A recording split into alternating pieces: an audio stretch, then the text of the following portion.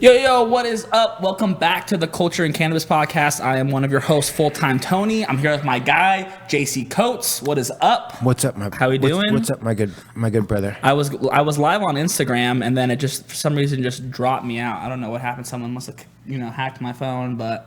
I like to go live. I like to have the dual, right? I have my live right here, and then we're live right here, or like right here, or like right there. And so I just like, the death of having multiple lives. Well, you're at mercy of being live. You know what I mean? So if it gets cut off, then, it happens. That's living the live life. Yeah, the live life. Sometimes the lives get killed. Hey, it's all the way live. It gets all the way live and then gets all the way killed. JC, who's our guest today? Well, we did have a very special guest, but he's got some travel issues, so we had to reschedule the one and only Joe Corey. Good. Well, you know what? I'm happy. I need full time with Joe Corey, and I hope. I think it's going to be a remote podcast, but hopefully we can get Joe Corey in the studio because I love his energy. I like his energy. I like his art, and I like his hugs. Honestly, he does have a good hug. He's a good hugger. He is a good hugger. He is a good hugger. But yeah, man. So 2 weeks in a row without a you're stuck with me and yourself, bro. Full-time Tony, JC Coates. That's all I really need. That's usually who I'm with 99% of my day, anyways. Yeah. I was just thinking about this, like what if our conversations in general were recorded? Mm-hmm. I think that probably. I don't know. I feel like life might be a little bit easier for us because people would just know what we feel all the time, but at the same time, sometimes some of the shit I be saying though, like it's just off the wall. It just should be best kept between you and I. Yeah, no, that's how I feel too. There's sometimes I just be saying shit. I'm like, what am I saying right now? I don't know, but we're out here. Anything exciting happening anytime soon, or? A lot of sales are happening. I'm managing sales in 2 states right now. How's that feel? So it feels pretty good.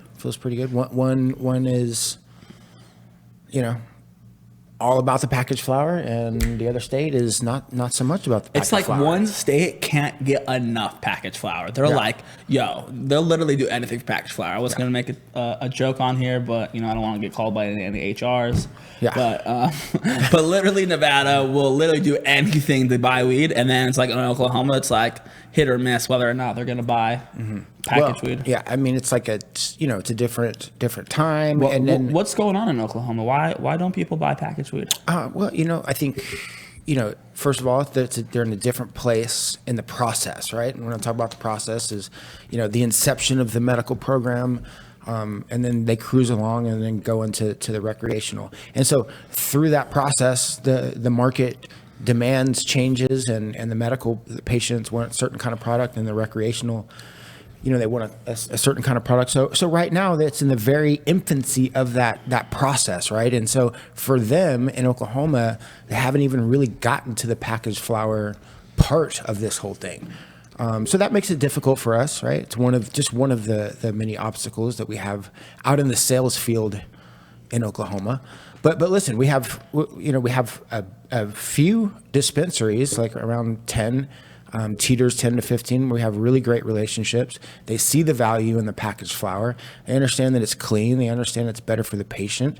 We get them at a great price, and they're loving it out there, right? And so, it's a process, man. It's a process. I think we're going to be selling a lot more weed in Oklahoma here pretty soon. I think we're going to be selling a ton. Yes. Like so fast. I'm like, whoa, we don't have enough weed to sell everybody. Yeah. Which I don't think that's an issue out there. I think they have more than enough weed to sell. They have lots of weed. Lots of weed, which is not the case here in Nevada, which sucks.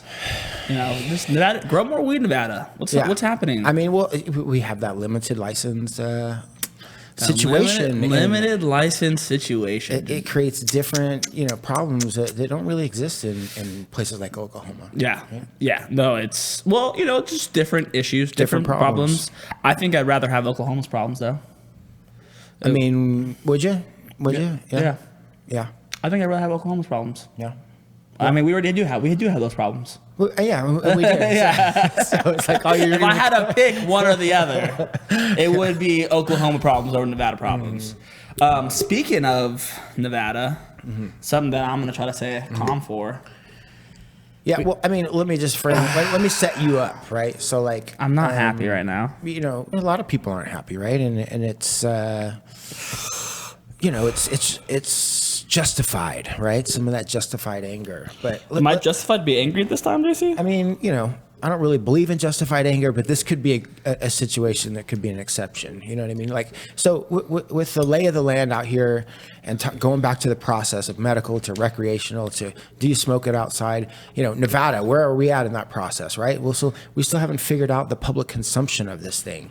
And it's really frustrating, right? It's like, it almost to me, and I'll let you go in on it because, you know, we've put a lot of work into this. We've invested our time, talent, and resources to the Chamber of Cannabis and to energy to kind of hope that we could get some fair license situations here when it comes to the open consumption event license, open consumptions in Nevada. What do we get though, Tony? Where are we at in that process? So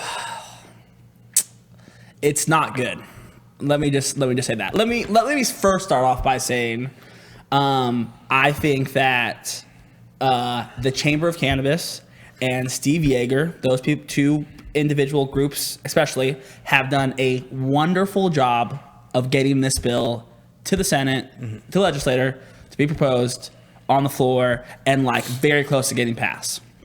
What is unfortunate about it is that just like any other bill that goes to any legislator, especially in Nevada is not the easiest. It only happens once every 2 years, which makes it very difficult to stay up with the times. You know, if laws that are made by June 1st, that's when everything has to be wrapped up and closed. June 1st, the Nevada legislator.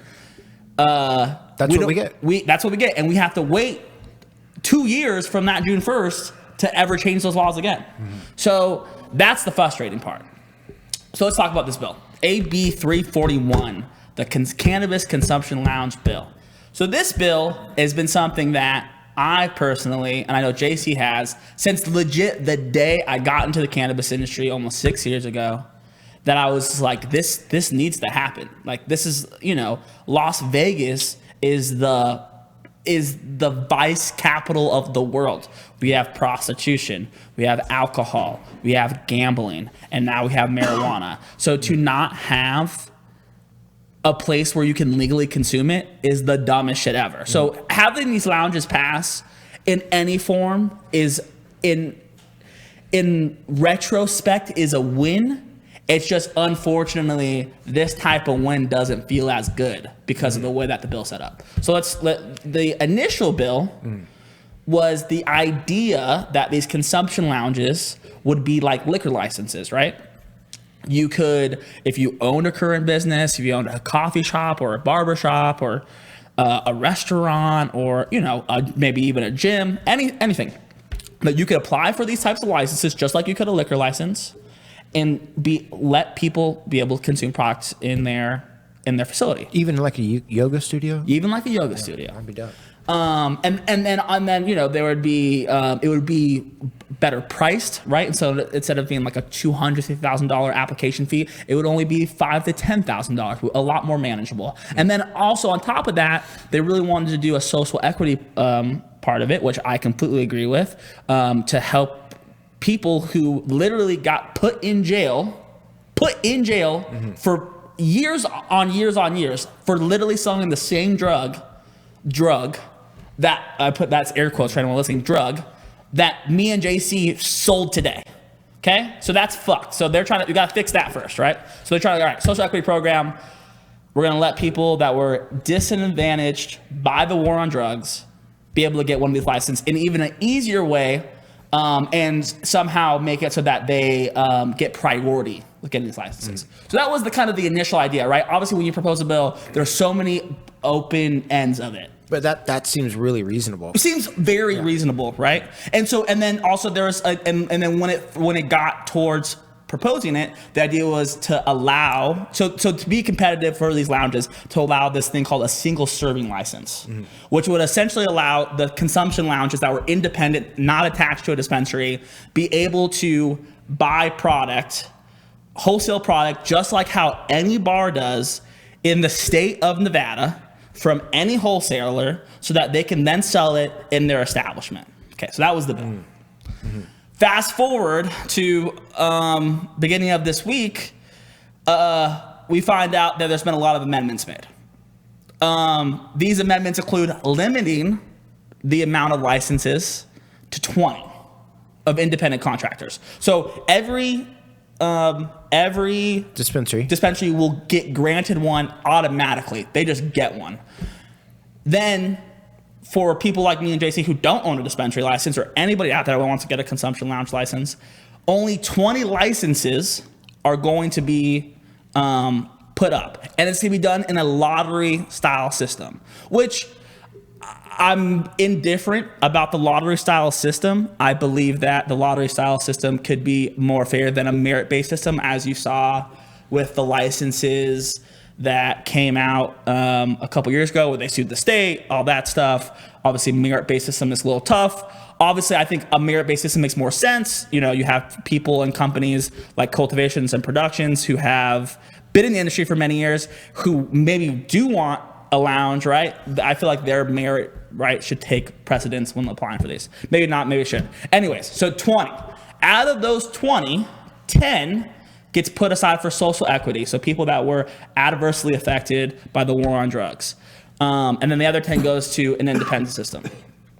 This is the shitty part. So now what they want to do is, instead of having the single serve license, the idea is that these independent consumption lounges are going to have to make contracts with dispensaries who are technically their competitor. And so it just seems like a very ass backwards way, right? Because if I, as a restaurant bar owner, can go to Southern Wine and Spirits and buy, alcohol, right? I'm not competing then with Lee's Liquor, right? People go to Lee's Liquor to buy stuff and go home, right? But if I, as a restaurant, had to go to Lee's Liquor and buy alcohol, I'd have to charge a lot more fucking money. And it wouldn't really be advantageous as someone that wants to drink alcohol to go to a bar where they can go to a Lee's Liquor and get it way cheaper. Right. Makes no sense. Makes no sense. Out of touch people making... Out of touch people, out of touch systems. With that being said, obviously, it's dope that we're going to get consumption lounges. It's just, once again, very much a shortfall in the process. I mean, 20 licenses is... I think about it like, even for social equity program, like 10, that's all they get is 10. Right. That's how you're going to fix the years and years of people who families have been ruined by giving them, here's 10 consumption lounges. And then by the way, the guy that also has a consumption lounge who has a massive advantage against you because he can sell weed in the same spot that he buys it, that you can go smoke it at, he's going to sell you his weed. Yeah. You're going to go to your competitor and buy weed from him. It's like, it doesn't make any fucking sense. And so there's just so many things that it wasn't, it's frustrating, right? I don't see how anyone's going to be ever able to make money as an independent consumption lounge. And here's the other part, right? You can't just add it on to an existing business. Also, I forgot to mention that. Now you have to make a business solely for the use of that consumption lounge. So if let's say you had a restaurant or a coffee shop prior, you can't take that business and change it, just add it on. You have to make a whole new business model and completely switch it up. It sounds like a nightmare. Sounds like a nightmare. Sounds like a nightmare. I mean, it's like, yeah, I don't know. I mean, well, you still have to, here's the warning of this whole thing, right? Like, especially out to the entrepreneurs and the people that want to be creative in this space. This whole cannabis industry thing has been a fight for many, many decades before us and generations before us. And it's going to continue to be a fight. But what happens, I see some people, they'll get stuck or they get scared with all these roadblocks. But like, you got to hang in there and be able to roll with this stuff and still find your way through it, right? Because there is still a way. There is still a way, right, Tony? I mean, we're going to still apply for the licenses, right?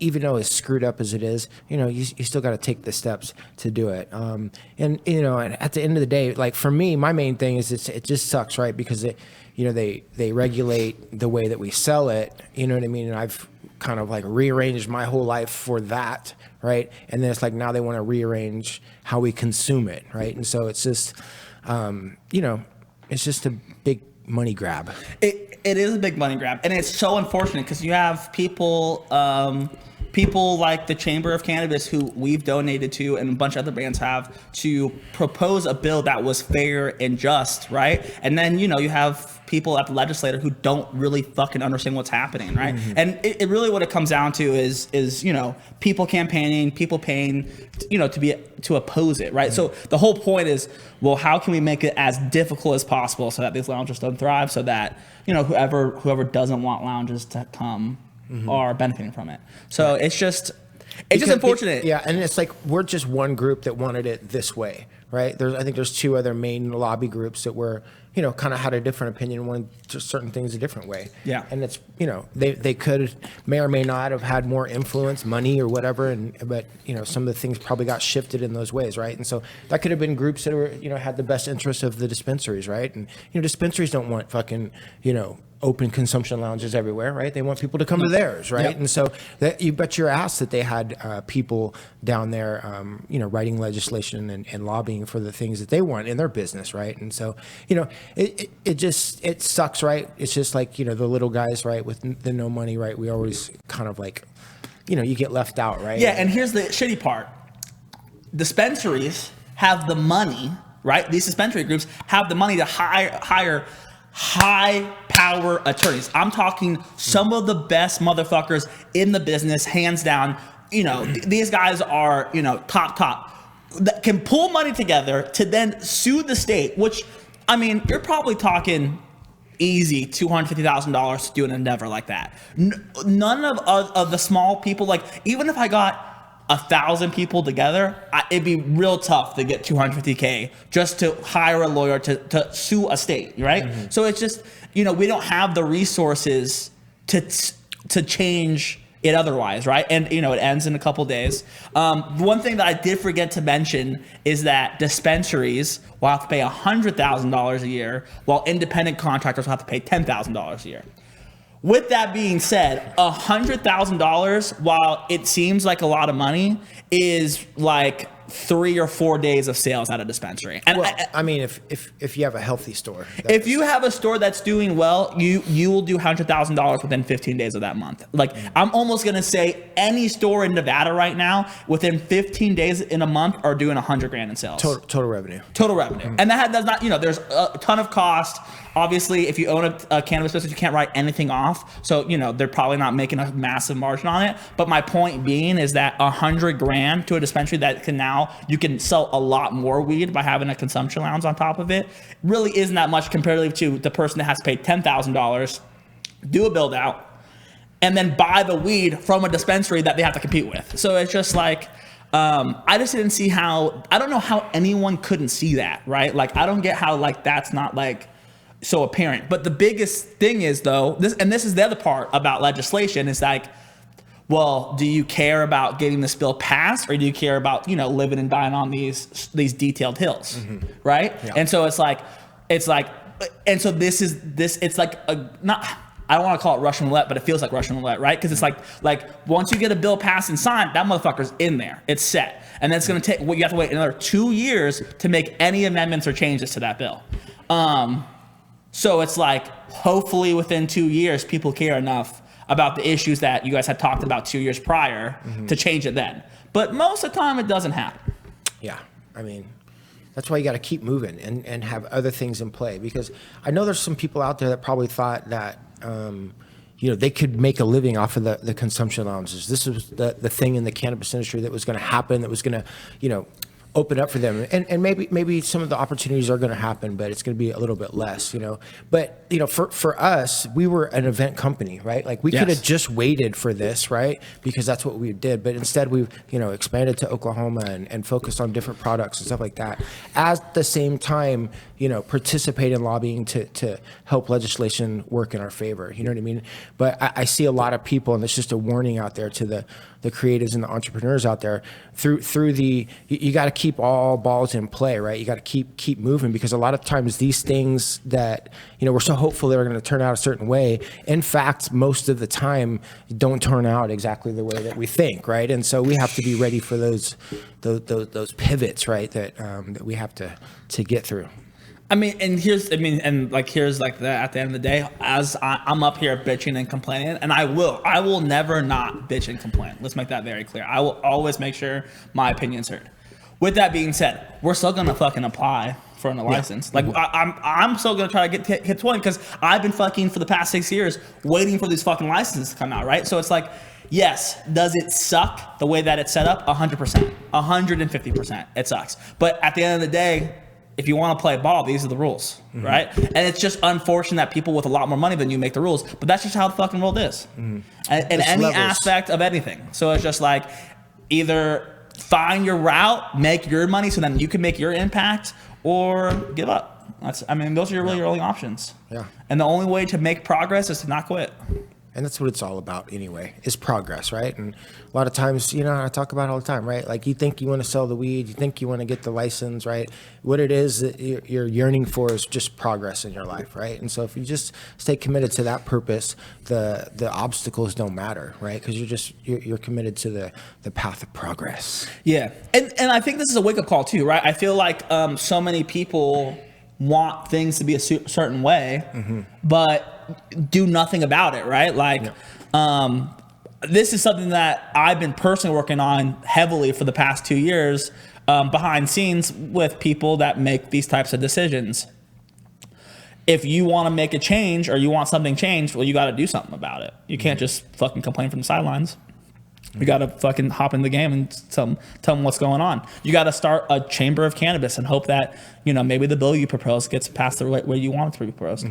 With that being said, there are a bunch of other great bills that are being passed besides this AB 341. Another one that's super important that I think is actually 10 times more important than this cannabis consumption bill, and I know that's crazy to say, is AB 400, which is the DUI bill, which affects you on a day-to-day basis way more than a consumption allowed ever would. So what did they turn that into? I don't know the specifics. I know the Chamber of Cannabis is on my live right now. If you want to throw some details in there, that'd be great. But essentially, the previous law made it so that if you had 2 nanograms of THC in your system, if you got pulled over, they suspected that you were high and driving, you had 2 nanograms in your system, you got a DUI for that. And so 2 nanograms, for anyone that smokes weed consistently, is good. It is 99.9% of the time going to have 2 nanograms in their system. At any given day. In other words, you could have smoked a joint yesterday, went to sleep, woke up the whole day,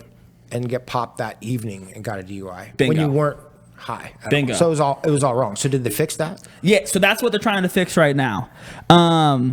And so the biggest thing is that what they want to do is change it so that they have to test your blood. So they'll take you down, do a sobriety test, and change it. So don't drive high. Yeah, don't drive high, but also don't fucking hit every day since I was born 2 nanograms. People on my lap. I'm trying to figure out. They're taking out the blood test, so you don't get. So that's how they figure out the 2 nanograms. They're going to take out the blood test and do a sobriety test, and so it makes it a lot more fair, right? Because if you give me a sobriety test and I fucking pass, whether I'm high or not, I'm good to drive, yo. And so a lot of times, it could be of any reason why they can suspect you for weed. Your car smells like weed. Maybe you look like you smoke weed. They can literally do anything they want to do, and that's what's so scary, right? It's like once you get pulled over by a police officer, you're in his world, or her world, and so you just want to make sure you're protected. And so having laws that say if you have 2 nanograms of cannabis in your system fucking gets you a DUI, that's sketch, right? On any given day, I'm gonna be getting a DUI. So stuff like that. So that's the reason why we pay groups like the Chamber of Cannabis, is to change laws like that once again got put in place when cannabis got legalized, kind of got overlooked, and everyone's like, whoa, what the fuck, when that get fucking put there? Or people were just so excited about cannabis, like, fuck it, we're worried about it later. Now we're worrying about it later, and here we are. Yeah. But it took 2 sessions to make it happen, though. We passed cannabis in 1 session, it skipped a session, and now here we are 4 years later now changing this law. So, and that goes back to the point of these cannabis lounges, right? If any rules get put in place, it's going to take 4 to 6 years to ever change it. So just be careful what you wish for. Yeah, it's crazy. That's crazy, it. Man. You got to be a street fighter out here. Street fighter. Got to be a street fighter. Street fighter. Wow, is everyone done with me ranting now? Yeah. Are you done ranting yet? I got so high the other day and I did this in my camera, like recording me saying these things. And I was like, let's wait for the podcast. Just wait for the podcast. That's good, man. So let's go over announcements. What do we got going on? First announcement. I'm almost at 7,000 followers. Oh, wow. So did you wow, what happened? You got like, you know what? We've been trying some new things. I've been doing a lot more reels, posting a lot more on my story. I'm trying to make some good content for you guys. I think Culture and Cannabis has been making some great content that features me as well. So I think that helps. I don't know, man. I think, just getting more out and about, meeting new people, and convention season is about to be upon us. Putting in the work. Putting in the work. You know what? You know why I'm progressing? Because I didn't quit.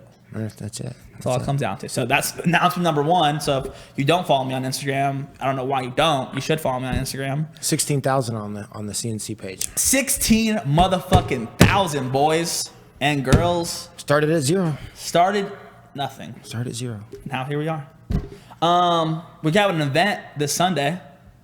Memorial Day weekends this weekend. Yeah. Oh, I'm gonna do a self plug. Listen, if you're in Las Vegas, you need some food for the weekend. I'm doing a great deal, $99. The red, white, and blue Memorial Day sale. It feeds about 10 to 12 people. JC's had the food. It's phenomenal. Comes with a full rack of ribs, smoked chicken wings, our famous blueberry sliders, and so much more. If you want to pick that, shoot me over a DM, give us a call at the restaurant, Smoking Fire, 3315 East 3315 East Russell Road, Pecos and Russell. So yeah, that's number one. Number two, we have an event on this Sunday for Memorial Day weekend over at Green Dispensary. Green Dispensary. Green Dispensary. That's going to be a lot of fun. I'm super pumped about that. It's going to be big time popping. They're going to have a ton of activations going on. Make sure to check out their Instagram page. And then it's like, feels like next week we have a fuck ton of shit going on. I feel like we have the First Friday. We're throwing in another First Friday event over at the Sanctuary.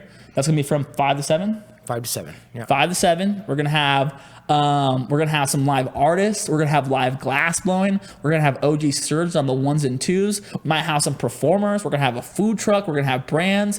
The Las Vegas Cannabis Awards will be out there. Mm-hmm. It's gonna be good. It's gonna be popping. And then, what's the day after? Don't we have something the day after? I cannot remember. It's that on Friday. Don't we have something on Saturday? We could, quite possibly. We could. Why am I spacing? I don't know. But those are the two events that are coming up. That's going to be cool. What else? I think that's it, my man. That's it. I think we're... When's the Hustler going to come out, JC? Well, we had some issues with... we had some shipping issues, right? With our... with the tubes. Somehow, Good excuse. They ended up in LA, right? And so now we got to send them back to Vegas. Yeah. So once we get those tubes, then Hustler, get ready for the Hustler. Y'all ain't ready for the Hustler. Yeah, you ain't ready, man. You ain't ready. I feel like I'm missing something. I don't know. I guess we have a lot of shit that we've been working on behind the scenes that we can't really announce yet. We have so much shit that's going on behind the scenes. JC wrote this quote not too long ago that I was really pissed off when I saw it initially, but now I like it a lot more. There's times to sow and there's times to reap. And we've been doing a lot of sowing, and I'm expecting a lot of reaping to come from it. So the main part of that is you can't do both at the same time. Can't do both. You can't reap and sow. You can't sow and reap. Yeah. Is it reap what you sow? That is. That's the saying? That is, yeah. You can reap what you sow, but you can't sow and reap at the same time. That's right. So that's it. There's a time to reap. There's a time to sow. You can't be doing both at the same time. That's it. That's it, man. That's it. All right. Well, hopefully next week we'll have a podcast guest. If not, we'll just be more of this. I mean, I feel like you guys like it. I feel like we're having a good time. We'll see you guys next Thursday. Oh, wait. Sorry. Sunday, don't forget, 4 to 6 on Sunday? Yes, 4 to 6. 4 to 6. Green Dispensary. Come see us. Come buy some weed. Other than that, we'll talk to you guys soon. See you guys next Thursday. Peace.